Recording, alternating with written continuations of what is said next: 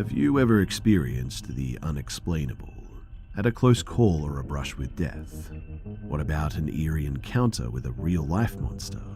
Or something paranormal that scared the living daylights out of you? I'm B-Buster, horror enthusiast and the host of the Be Scared podcast. Each week, I tell the allegedly true stories that are sure to raise the hairs on your arms and keep you looking over your shoulder as you walk home alone at night. Tune in every Wednesday to be creeped out, be spooked, and be scared.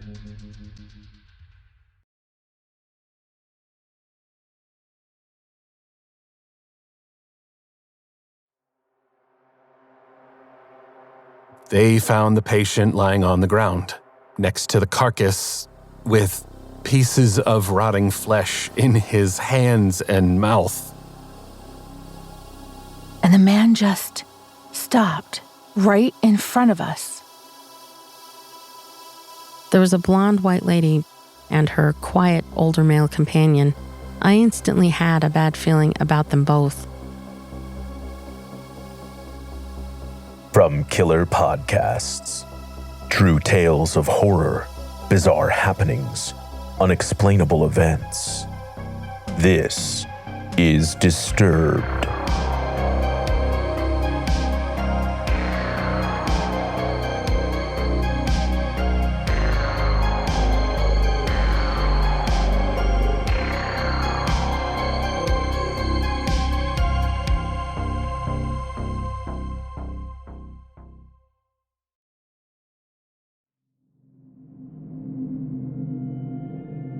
Hello, and welcome back to the show. In our first story, a med student meets a patient who isn't like any of the others. Narrated by Andrew Ryan, from Reddit user LuckyAd2560. Sit back, listen closely, and dive into the horror.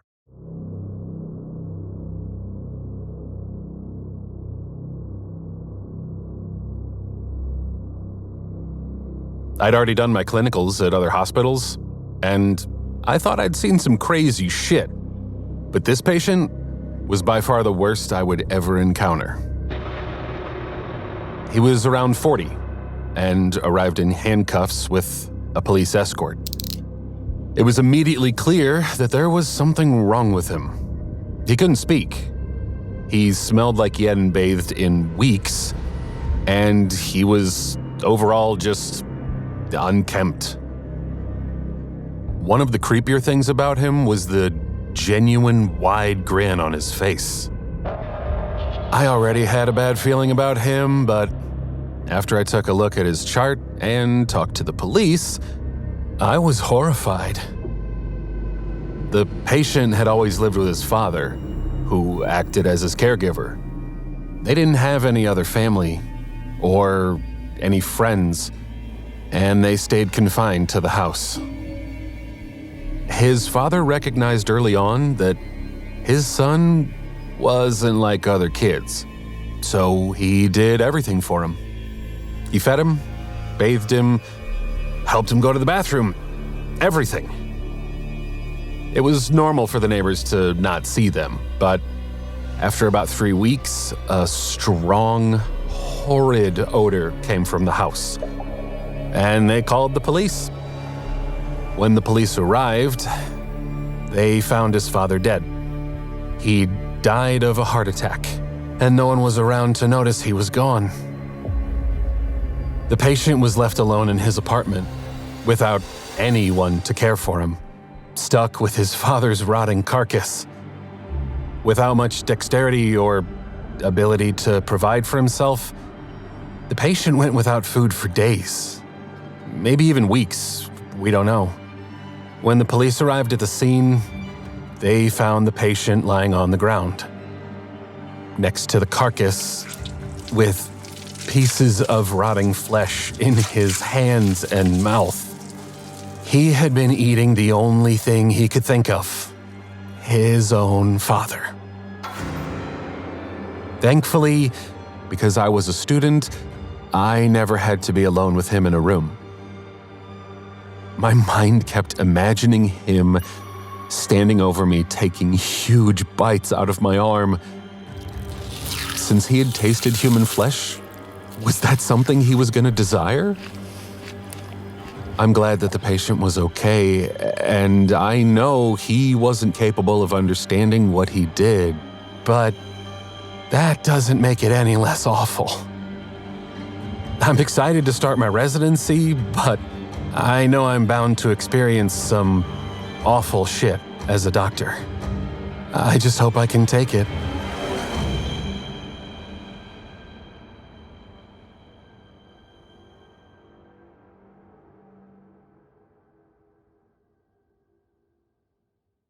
In our next story, a late-night dog walk leads to a close encounter.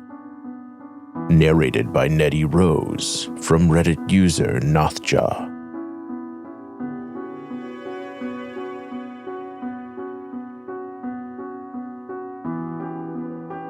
My dogs are important in this story, and they're probably the reason I'm safe. I have 3 dogs: Maya, a loving border collie, Lulu, a very small white dog, and Vivek, a black Australian shepherd, who is the most alert out of the 3. I recently moved to a country without knowing the native language. I work online and thought living next to a beach and near one of my sisters sounded like a nice idea. The city is really safe, and the people are nice, but my sister did warn me to watch out for pickpockets. The crime rate is low, so I didn't think I had much to worry about as long as I stayed alert.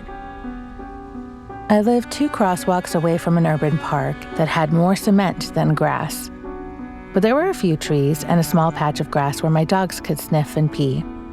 I usually did my last walk around 10 p.m., but that night, after watching a movie, I went out at 1 a.m., much later than usual.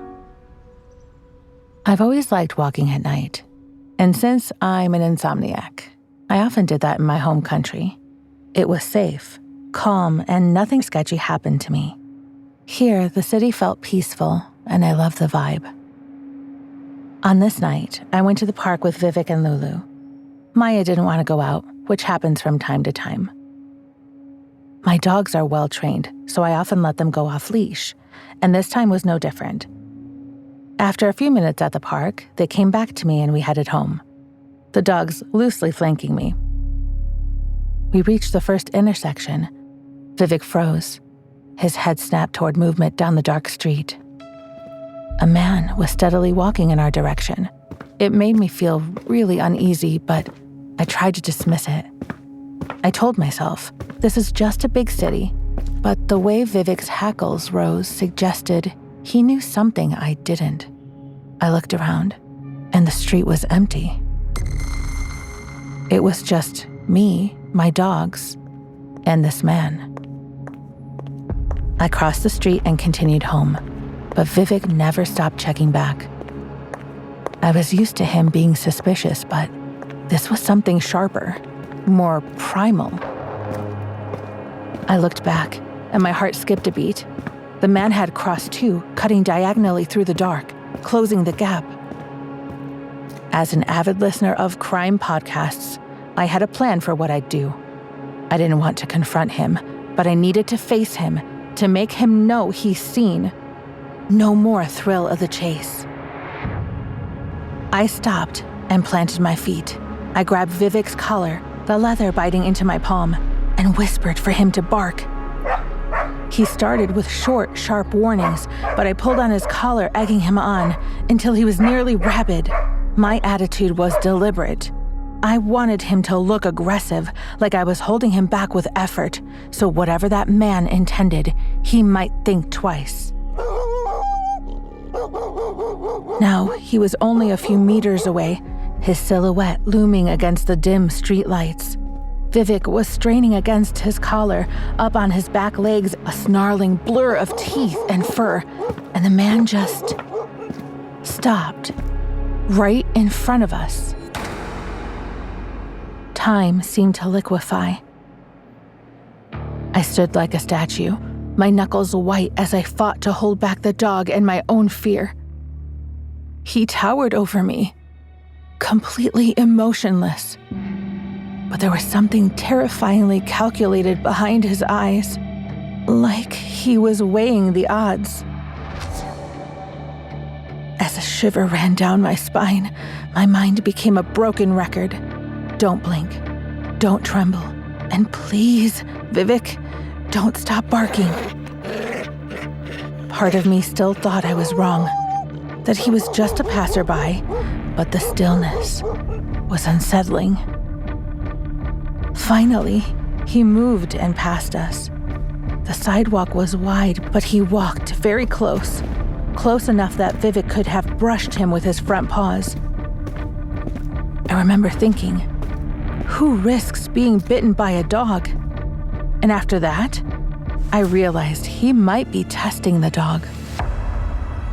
I turned to keep him in sight, still holding Vivek.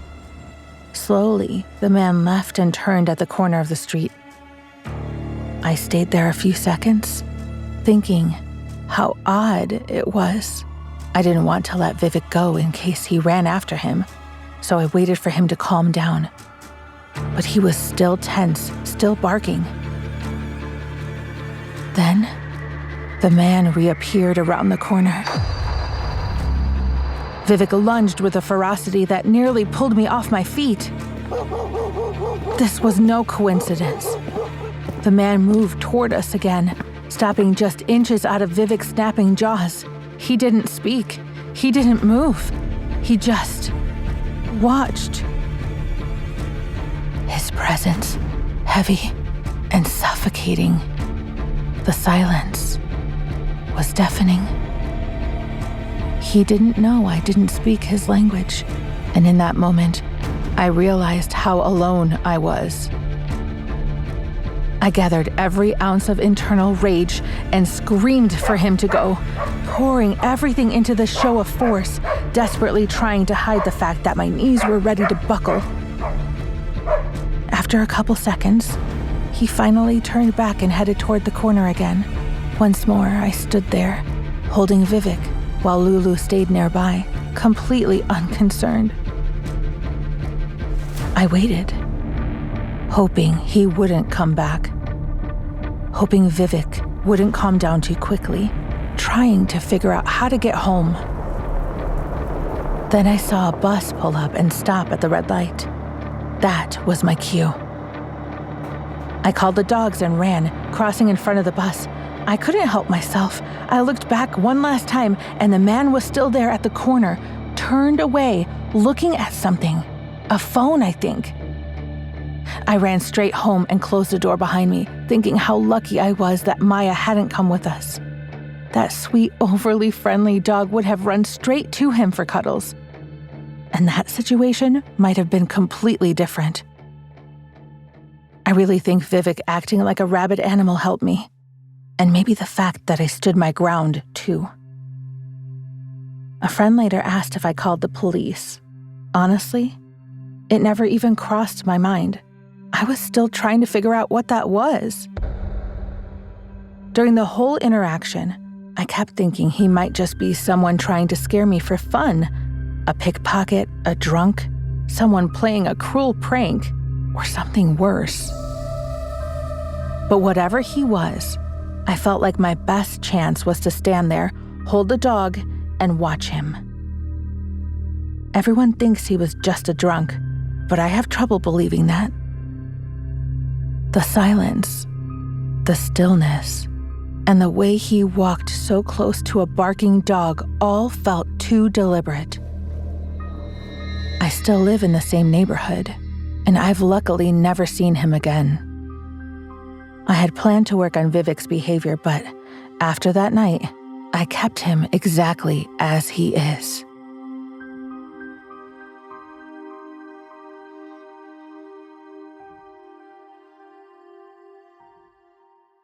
Every idea starts the same way, quiet, uncertain. You wonder if anyone will care, if it's even worth trying. The hesitation stops most people. But if you're building something, the tools you choose matter. And that's where Shopify comes in. Shopify is the commerce platform behind millions of businesses around the world and 10% of all e-commerce in the US. From brands just getting started to established names, it gives you everything you need in one place. I was blown away by how I could build a clean, professional online store with hundreds of ready-to-use templates that match my brand. I can manage inventory, payments, and analytics without jumping between platforms. And Shopify is packed with AI tools that help me write product descriptions, page headlines, and even improve my product photography. If people have not heard of your brand yet, Shopify helps you reach them with email and social campaigns. And if you get stuck, their 24/7 support is always there. It's time to turn those what-ifs into with Shopify today. Sign up for your $1 per month trial today at shopify.com/disturbed. Go to shopify.com/disturbed. That's shopify.com/disturbed. There's a point where you start noticing patterns. Same bill every month, same charges that don't make sense, same feeling that you're paying more than you should.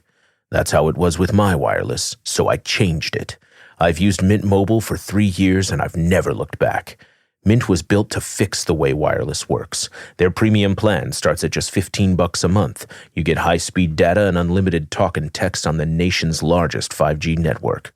No contracts, no extra fees hiding in the fine print. You bring your phone, keep your number, activate in minutes, and you're done. And the service holds up. That was the part I was skeptical about. But compared to what I had before, there's no drop-off, just a lower bill every month. Ditch overpriced wireless and get 3 months of premium wireless service from Mint Mobile for $15 a month. If you like your money, Mint Mobile is for you. Shop plans at mintmobile.com/disturbed. That's mintmobile.com/disturbed. Upfront payment of $45 for 3-month 5GB plan required, equivalent to $15 a month. New customer offer for first 3 months only, then full price plan options available. Taxes and fees extras. See Mint Mobile for details. Most people don't think about what they wear. They just grab whatever's there. But when you start paying attention, you realize how much easier it is when everything actually works. That's why I keep going back to Quince. Quince has all the wardrobe staples for spring. 100% European linen shorts and shirts starting at $34. I picked up 2 of their linen shirts recently, and it has been in a constant rotation. It's breathable, comfortable, and still looks put together. And it didn't cost what I expected. Everything is priced 50 to 80% less than similar brands because Quince works directly with ethical factories and cuts out the middlemen.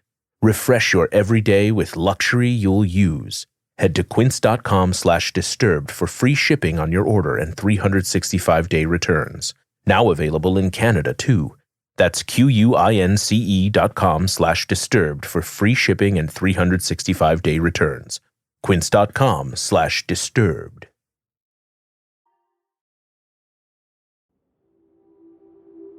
Up next, a solo camping trip ends with surprise visitors. Narrated by Iryiel Cochran, from Reddit user Veneno Tenebris.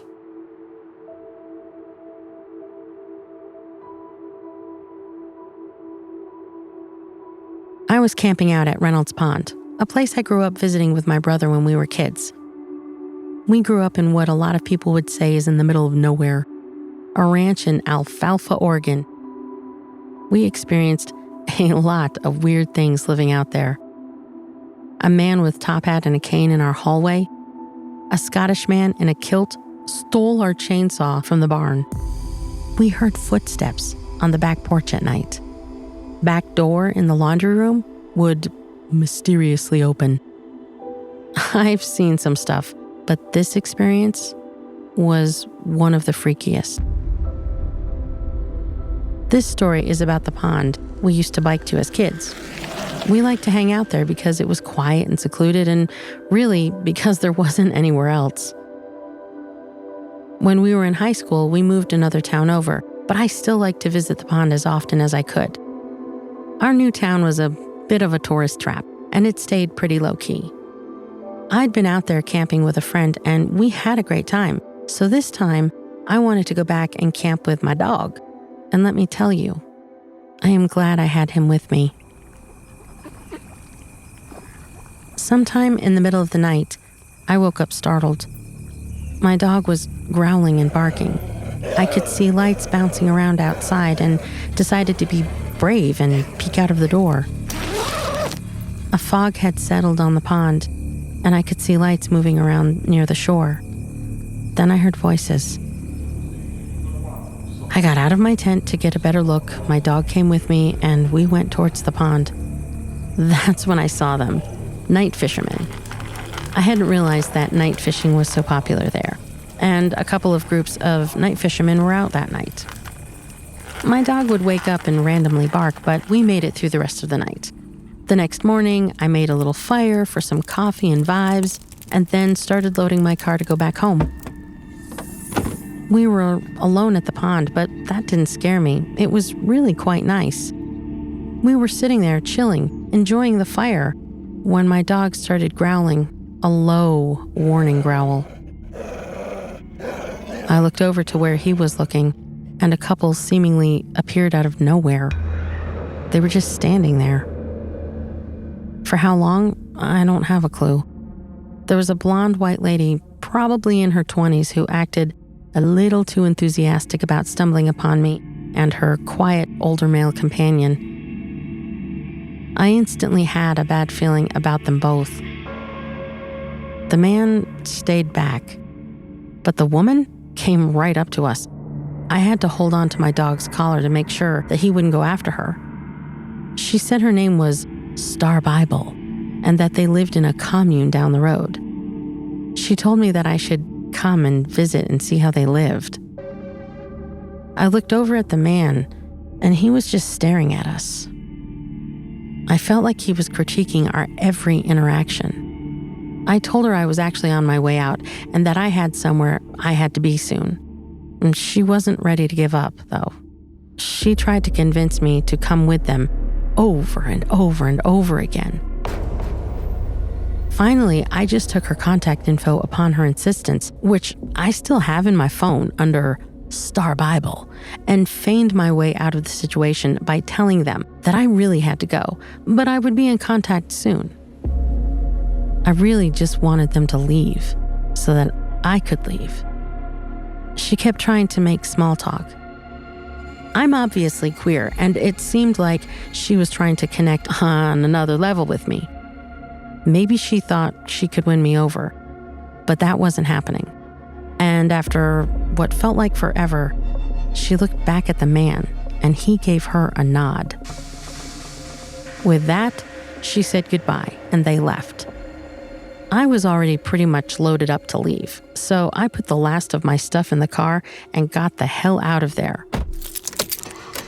Thankfully, I had my baby angel dog with me, who I think deferred them a bit.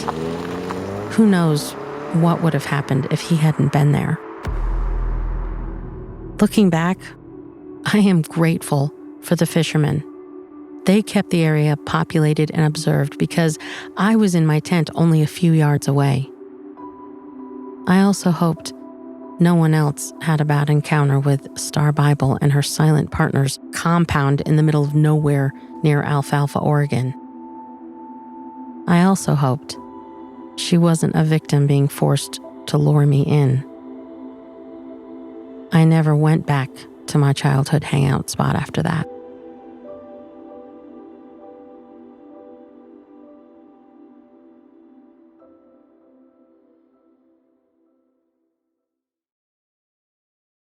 The woods are often seen as a safe place, but in this story, danger is quickly found.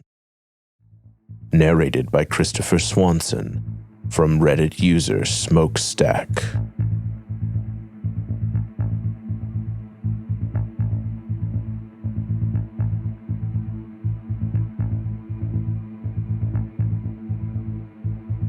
When I was in high school, I lived in this shitty apartment building behind a notoriously dangerous motel and restaurant.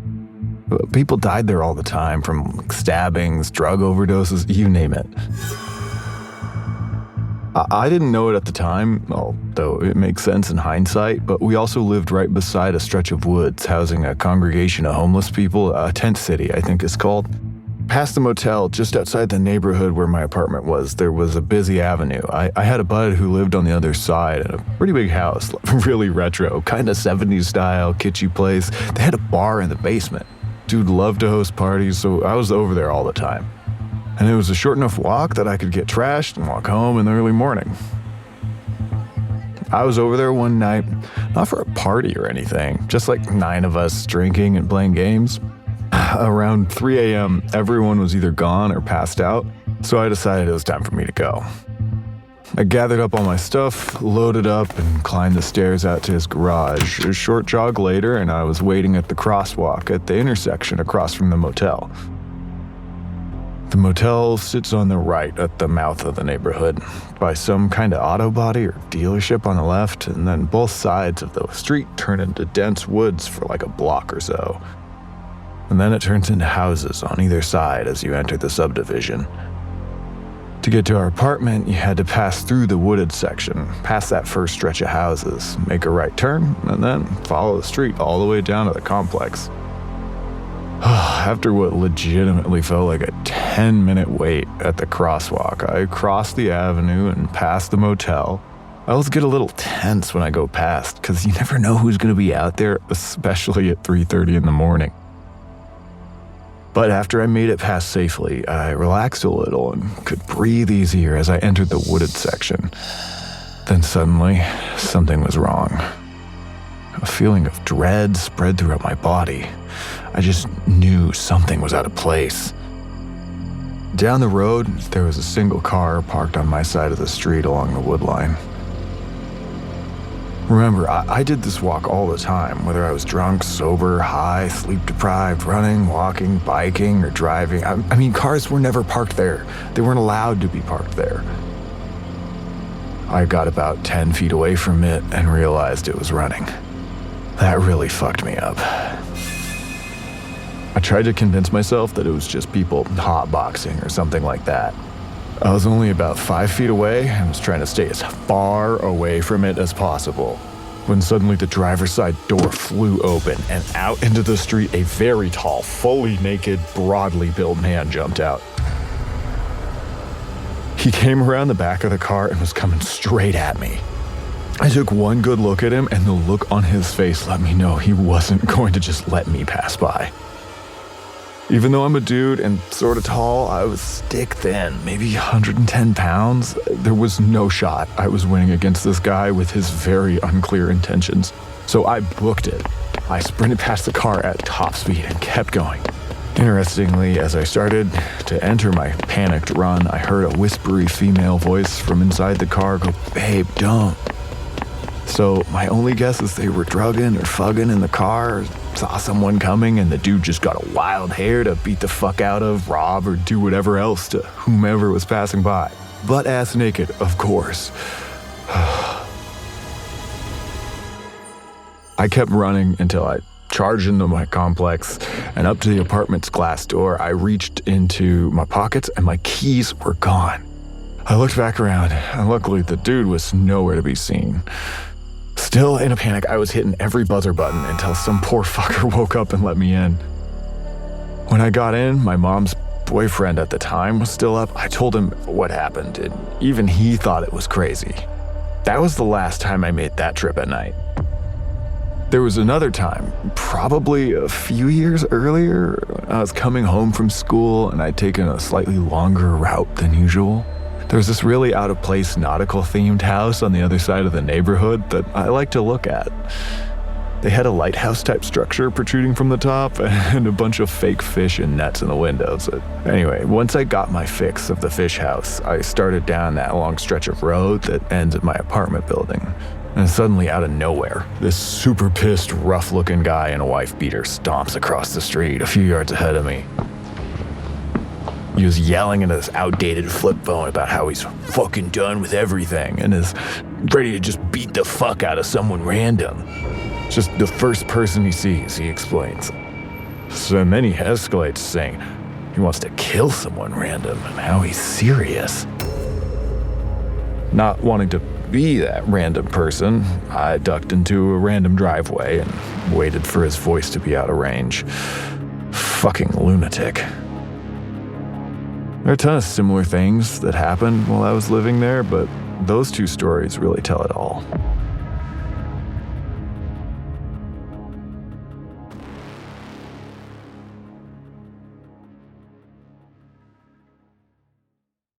And in our last story, a rental house with a dark family secret.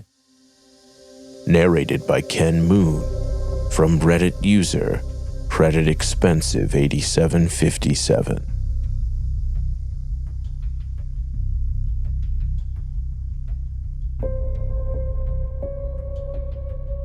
When I was a kid, my family lived in a house in Grand Junction.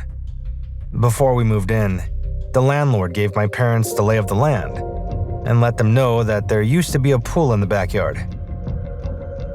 The house still meant a lot to them, and they made it pretty clear that we needed to take excellent care of the property. They were pretty sentimental about all of it, and my parents thought it was kind of weird, but we figured that they just really loved this house and property. The pool was buried by the time we lived there. Not removed, but buried. The concrete foundation was still there, and we could still see the outline of the pool. As kids, we never thought anything was weird about the pool outline in the backyard. We'd lived in there for a few months when strange things started happening in the house. Things we noticed, but didn't question until much later. We had a home alarm system that would chime out loud whenever a door opened. It didn't just beep, it announced the door. For example, ding ding garage door or ding ding front door. The back door, which used to lead to the pool, was still labeled in the system as pool door. Sometimes, late at night, when everyone was asleep, the alarm would suddenly go off. Almost every time it was ding ding pool door. Pool door. My parents would get up to check and the back door would actually be open. This didn't happen once, it happened multiple times, always late at night. Every bedroom in the house was close together. You could hear if someone got up, walked down the hall, or went into the kitchen, but no one ever did.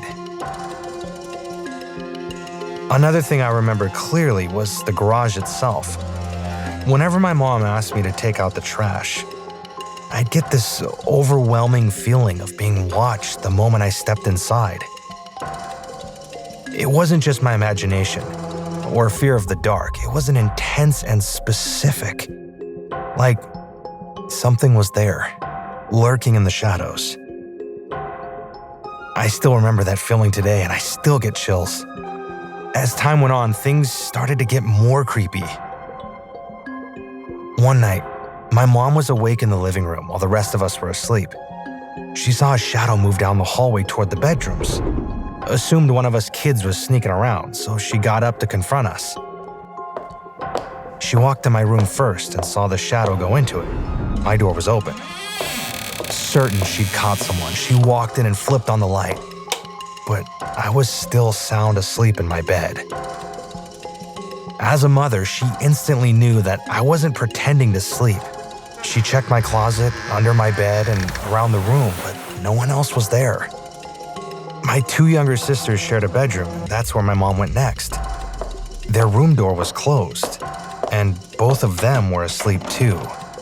My mom was quite confused. My sisters kind of got the worst of it. At night, they would hear tapping on the wall. It wasn't rhythmic and it wasn't loud, just deliberate, like knocking. It didn't sound like pipes, the heater, or the house settling. It was definitely knocking. One night, they started screaming for our parents. Over and over, they kept saying, "Someone's knocking, someone's knocking." They were so scared and screaming so loud, I woke up and went into their room. My parents were already in there, and we could hear it too. My sisters said it was louder than it normally was. My dad told us it was just the pipes, and soon we all went back to bed. My dad always told us it was the heater or the pipes, and because we were kids, we believed him. Years later, when we talked about it again, he admitted the truth. He only said that because we were young. He never had an explanation for the sound. Cabinets and drawers also opened on their own from time to time. It became a part of the background of the house, unsettling but never explained. Eventually, my older brother came to live with us. He stayed in the room farthest from the rest of the bedrooms, on the opposite side of the house near the living room, which primarily served as an office. That room had large windows that looked directly out into the backyard, toward where the pool used to be.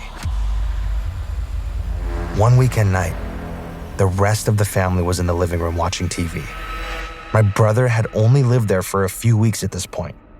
Suddenly, he came out of his room fast, pale, shaken, and genuinely terrified. He said, "Mom, there's someone in the backyard."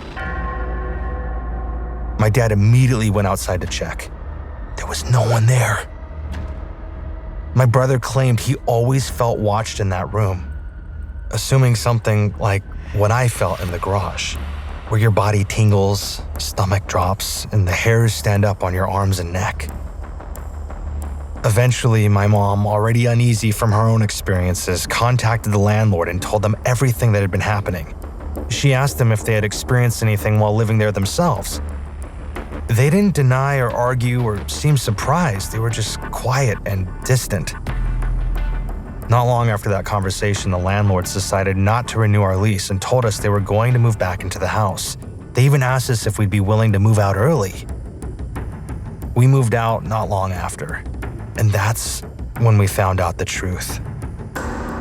Our landlords told us that a few years earlier, their daughter had drowned in the pool. They found her floating, already blue. That they tried to save her, but that it was already too late. They couldn't stand to see the pool anymore, so they had it filled in. And shortly after that is when things started to happen. They would also hear the pool door open in the middle of the night and hear knocking, but they thought it was just their grief getting the best of them. We felt sorry for them, but we were also totally creeped out. We figured out that the bedroom my sisters shared must have been the same room their daughter had all those years ago. When we were older, we were debating whether or not we believed in ghosts or paranormal activity.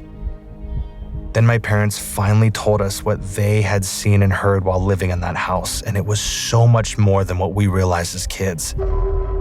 What made it scarier was that our stories matched feelings, moments, details, without us ever knowing the full history at the time.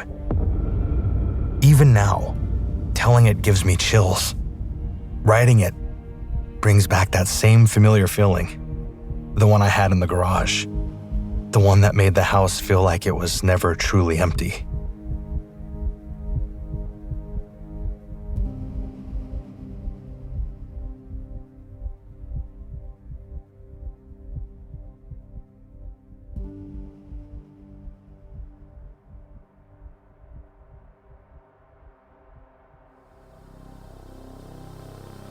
New episodes of Disturbed drop every Thursday. If you love the show, consider becoming a member to access early and ad-free episodes. There you can also access our exclusive monthly series, A Night by the Campfire, where we share the scariest stories we can find from professional authors.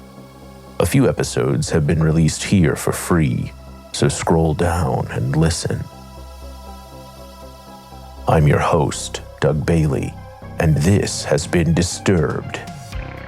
If you have a story you'd like to share, email us at mystory@disturbedpodcast.com or post on our subreddit, r/disturbedpodcast. If you enjoyed the show, consider subscribing and leaving a review. Disturbed is a production of Killer Podcasts and part of the Evergreen Network.